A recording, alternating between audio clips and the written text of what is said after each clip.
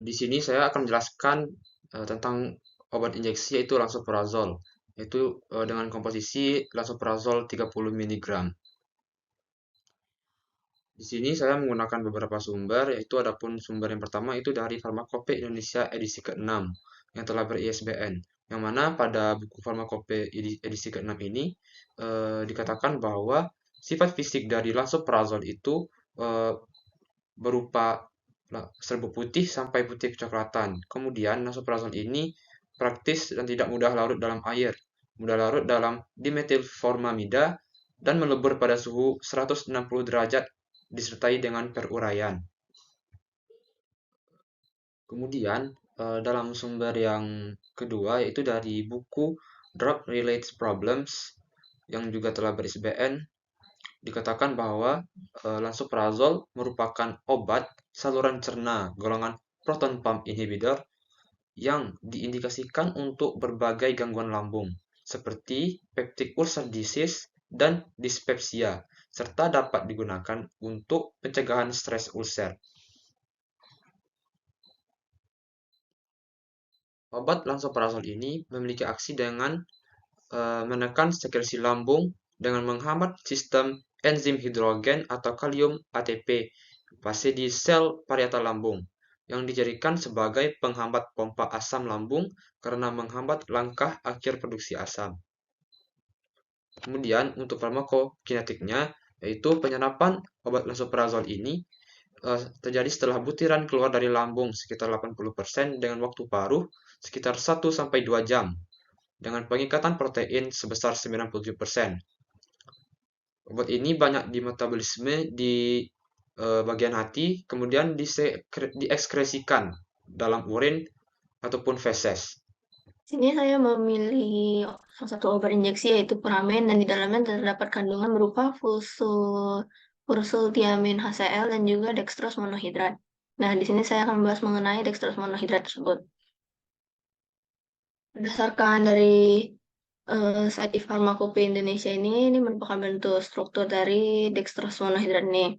Kemudian dia ini sifatnya ini serbuk tidak berwarna, serbuk hablur atau serbuk granul putih, tidak berbau dan berasa manis. Kemudian kelarutannya dia sangat mudah larut dalam air mendidih, mudah larut dalam air, larut dalam etanol mendidih dan sukar larut dalam etanol. Untuk fungsinya nih saya mengambil dari jurnal Dextrosa monohidrat kualitas farmasi dari Pati Manihot nih. Nah, di sini disebutkan bahwa dextrosa monohidrat ini kualitas farmasi adalah salah satu bahan baku yang digunakan sebagai API dan bahan tambahan. Nah, dia itu digunakan dalam cairan infus dan oralit, sedangkan bahan tambahan digunakan dalam formulasi sediaan akhir antibiotik. Kemudian dari buku ini yang berjudul Burden Syrup, teknologi biskuit kerupuk dan kue kering edisi 3 ini untuk tahun 2000. Nah, jadi dia di sini disebutkan bahwa molekul karbohidrat dia itu semakin besar molekulnya maka semakin rendah juga kelarutannya. Sedangkan dilihat dari molekul ini dia termasuk ke dalam golongan eh, golongan yang sederhana gitu ya, gula sederhana sehingga nantinya dari sifatnya ini dextrosa monohidrat ini merupakan gula sederhana yang termasuk dalam monosakarida. Nah, jadi berarti itu dia bisa dengan cepat dipecah oleh tubuh dan menjadi glukosa yang merupakan sumber utama dari energi untuk sel-sel tubuh. Nah, oleh karena itu khasiat farmakologis utama dextrosa ini yaitu sebagai sumber energi cepat. Vitamin B1, B6, B12 ini berperan penting dalam banyak proses metabolisme tubuh. Kekurangan vitamin ini menyebabkan berbagai penyakit, sehingga perlu ditambah dengan produk luar yang mengandung fursyltiamin atau turunan dari tiamin itu sendiri. Fursyltiamin ini adalah bahan aktif merupakan turunan disulfidatiamin atau juga dikenal sebagai vitamin B1, sering disertai dengan bahan lain seperti hidroksin HCl atau vitamin B2 dan vitamin B12. Setiap injeksi mengandung tiamin 50 mg. Farmakodinamik fursyltiamin ini yaitu turunan tiamin atau vitamin B1 dengan keunggulan luar biasa dibandingkan tiamin hidroklorida. yang dimana lebih tinggi terhadap jaringan, mampu melakukan metabolisme cepat menjadi bentuk aktif tiamin, kokarbolikasi dari segi farmakologi. Fluoxethiamin juga memiliki efek analgesik, terutama sinergik dengan analgesik lain. Fluoxethiamin juga efektif melawan ius paralitik dan gangguan kandung kemih neurologik, menunjukkan bahwa tiamin sangat berkaitan erat pada proses metabolisme sistem saraf. Fluoxethiamin ini memiliki daya serap yang baik dari saluran pencernaan serta cepat diserap dari saluran pencernaan serta pada pemberian injeksi. Fluoxethiamin ini memiliki konsentrasi tinggi dalam darah dan bersifat jangka panjang.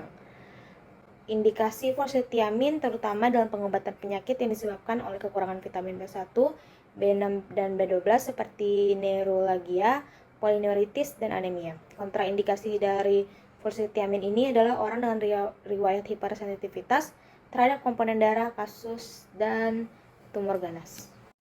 Baiklah, di sini saya akan menjelaskan jenis sediaan obat injeksi, yaitu obat ondansetron, di mana komposisinya 2 mg per mililiter. Sumber yang saya gunakan yaitu Dailymed. Nah, jadi injeksi ondansetron ini merupakan larutan steril yang bening. Dia tidak berwarna, non-pirogenik, dan digunakan untuk penggunaan intravena yang memiliki pH larutan injeksi 3,3 hingga 4,0. Nah, jadi dalam injeksi ondansetron ini ada bahan aktif dan bahan tidak aktifnya. Untuk bahan aktif injeksi ondansetron ini adalah ondansetron hidroklorida, merupakan zat penghambat selektif serotonin reseptor tipe 5-HT3. Nah, kemudian ada bahan tidak aktifnya yang memiliki komposisi dalam setiap 1 ml larutan berair mengandung 9 mg natrium klorida, 0,5 mg asam sitrat monohidrat, dan 0,25 mg natrium sitrat dihidrat yang digunakan sebagai buffer dalam air untuk injeksi. Kemudian untuk penyimpanannya, obat ini disimpan pada suhu 20 hingga 25 derajat Celcius atau juga dapat disimpan dalam lemari es pada suhu 2 derajat hingga 8 derajat Celcius. Kemudian lindungi sediaan ini dari cahaya dan simpan dalam karton sampai saat sebelum digunakan. Lalu obat ondansetron ini kan memiliki sifat antiemetik, yaitu untuk mengatasi mual dan muntah. Nah, indikasi dan penggunaannya atau efek farmakologisnya yang pertama itu untuk pencegahan mual dan muntah terkait dengan kemoterapi kanker emetogenik awal dan berulang. Kemudian untuk pencegahan mual atau muntah pasca operasi. Nah, tadi kan disebutkan bahwa pH-nya 3,3 sampai 4. Itu berarti bersifat asam. Jadi, sediaan ini jangan menyampurkan injeksi ondansetron dengan larutan yang belum diketahui sifat fisik dan kimianya. Khususnya ini berlaku untuk larutan basah karena dapat membentuk endapan pada obat ondansetron. Kemudian sumber yang kedua dari US Pharmacist. Nah, jadi tadi ada jenis atau bahan tidak aktifnya dalam sediaan ini ada natrium klorida, di mana fungsinya untuk menyiapkan larutan isotonik. Dan ada juga bahan tidak aktifnya natrium sitrat atau trisodium sitrat digunakan untuk mengatur pH larutan.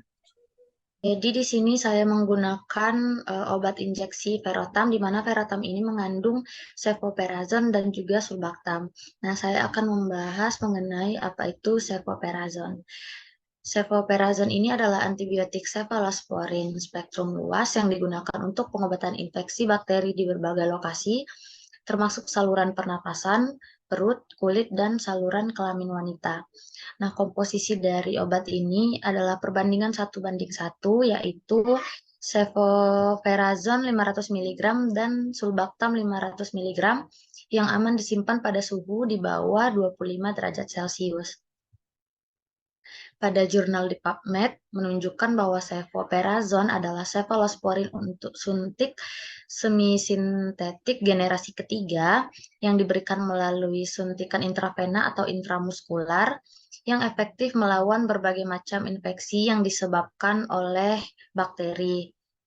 Sama halnya dengan buku farmakologi yang sudah ber-ISBN ini menunjukkan bahwa cefoperazone memasuki generasi ketiga, di mana mekanisme kerjanya yaitu memiliki kemampuan menghambat atau membunuh sintesis dinding sel bakteri. Jadi mekanisme kerjanya adalah dengan menghancurkan dinding bakteri. Untuk sifat fisika dan kimianya itu di PubChem menunjukkan bahwa berat molekul dari cefoperazone adalah 645,7 gram per mol dengan formula molekul C25H27N9O8S2. Sehingga pada jurnal di PubMed menyimpulkan bahwa cefoperazone ini dapat direkomendasikan sebagai antibiotik yang efektif dan aman untuk mengobati berbagai macam infeksi yang diindikasikan termasuk untuk infeksi saluran pernafasan, infeksi kulit, infeksi jaringan lunak, serta infeksi intraabdomen. Jadi di sini saya akan membahas salah satu komposisi dari obat Ferrotam tersebut, yaitu adalah Sulbactam. Nah, dari buku yang saya dapat, di mana buku ini juga telah ter-ISBN, bahwa Sulbactam ini adalah penghambat dari beta-lactam yang irreversible. Nah, jadi dia ini tuh mengikat dan menghambat enzim beta-lactam yang diproduksi oleh sel bakteri tersebut. Nah, dari jurnal yang saya baca, secara singkat dapat kita ketahui bahwa fungsi atau cara kerja dari Sulbactam ini yaitu dengan cara menekan atau menghambat enzim beta-lactam tadi. Nah, karena dia ini dapat menekan dan menghambat kerja enzim beta-lactam ini, jadi di mana enzim ini tuh dapat menurunkan efek cefoperazone. Nah, karena Sulbactam ini dapat melindungi cefoperazone, jadi cefoperazone ini dapat bekerja secara maksimal terhadap bakteri dan beta-lactam ini karena bantuan dari si Sulbactam ini yang melindungi cefoperazone dari enzim beta-lactam tersebut. Di sini saya akan menjelaskan mengenai vitamin B6 atau piridoksin. Jadi vitamin B6 yang saya gunakan di sini dari sumber Farmakopeia edisi ke-6 Indonesia yang sudah ISBN dan juga dari jurnal PubMed. Baiklah, jadi vitamin B6 yang saya gunakan ada pada Neurobion 500 injeksi. Karena merupakan sebuah injeksi, artinya dia juga terdapat vitamin B1 dan B12. Namun saya akan fokus pada vitamin B6 karena ketika disuntikan, ampul pertama pada Neurobion ini memiliki 100 mg vitamin B1 dan 100 mg vitamin B6 serta ampul kedua memiliki 5 mg vitamin B12. Jadi kita lanjut kepada injeksi piridoksin atau vitamin B6-nya. Jadi piridoksin merupakan sebuah vitamin yang larut dalam asam alias memiliki pH yang rendah 2 sampai 3,8. Karena itu piridoksin ini bisa dikonsumsi secara oral maupun secara injeksi. Namun ketika dalam suatu kasus tidak bisa dilakukan secara oral alias ada malabsorpsi dan sebagainya, sehingga dilakukanlah injeksi piridoksin kepada pasien. Injeksi piridoksin juga larut dalam air, yang artinya mudah terserap. Jadi vitamin B6 ini merupakan satu molekul yang paling utama, sentral dalam sel tubuh organisme. Ini merupakan faktor penting karena beragam reaksi biokimia yang terjadi pada sel itu berdampak pada fisiologi secara keseluruhan dan itu dibantu oleh vitamin B6. Vitamin B6 awalnya memiliki 3 bentuk alami. Pertama piridoksin, piridoksal, dan piridokslamin. Yang semuanya ini nanti akan berubah menjadi bentuk aktifnya yang disebut dengan piridoksal 5-fosfat atau PLP. Nah, PLP inilah yang nantinya akan berfungsi sebagai koenzim pada sel-sel tubuh kita yang akan membantu metabolisme asam amino, protein, karbohidrat yang ada pada sel. Baiklah, saya akan menjelaskan tentang vitamin B12 yang ada pada Neurobion. Saya mengambil sumber dari PubMed. Vitamin B12 memiliki sifat yang membuatnya mudah larut dalam air, sehingga lebih dapat dengan mudah disuspensi dalam larutan injeksi. Ketika vitamin B12 disuntikan ke dalam tubuh, larutan tersebut akan langsung masuk dalam aliran darah tanpa harus melewati saluran pencernaan yang dapat meningkatkan efisiensi penyerapan dalam darah. Vitamin B12 berperan dalam pembentukan sel darah merah. Alasan kenapa vitamin B12 lebih efisien digunakan melalui injeksi adalah karena adanya penyakit anemia pernisiosa, yaitu di mana penyerapan terganggu karena defisiensi IF yang timbul akibat kerusakan autoimun sel varietal. Akibatnya vitamin B12 sendiri lebih susah diserap oleh lambung. Kemudian vitamin B12 sendiri berfungsi sebagai kofaktor yang digunakan untuk metabolisme asam nukleat. Vitamin B12 diperlukan untuk mengubah asam folat menjadi bentuk aktifnya yang diperlukan untuk sintesis DNA. Sifat mudah larut dalam air menyebabkan vitamin B12 lebih mudah bekerja di dalam aliran darah. Jadi di sini saya akan menjelaskan tentang obat cetirizine. Untuk yang saya gunakan adalah jurnal dari PubMed. Jadi cetirizine ini merupakan obat golongan acefalosporin. Obat ini digunakan untuk mengobati infeksi pada saluran nafas bagian bawah dan infeksi bakteri lainnya. Jadi beberapa penelitian menunjukkan bahwa cetirizine ini tidak stabil dengan stabilitas yang bergantung pada pH dan suhu. Jadi cetirizine ini merupakan antibiotik yang sifat larutannya larut dalam air sehingga memungkinkan untuk mudah teradministrasi langsung ke dalam aliran darah atau otot. Ini membantu antibiotik ini untuk mencapai konsentrasi yang tinggi dalam darah yang cepat serta pengobatan infeksi bakteri yang parah. Cetirizine ini setelah diadministrasi dalam darah, cetirizine ini memiliki aktivitas melawan bakteri aerobik gram positif, aerobik gram negatif, dan anaerobik. Jadi aktivitas bakteri cetirizine ini dihasilkan dari penghabatan sintesis living cell dan dimediasi melalui pengikatan cetirizine dengan penisilin. Saat terindikasi dalam darah, obat ini memiliki pH yang ideal dalam darah yaitu 7,5, yang merupakan pH ideal dari darah adalah 7,3 sampai 7,45.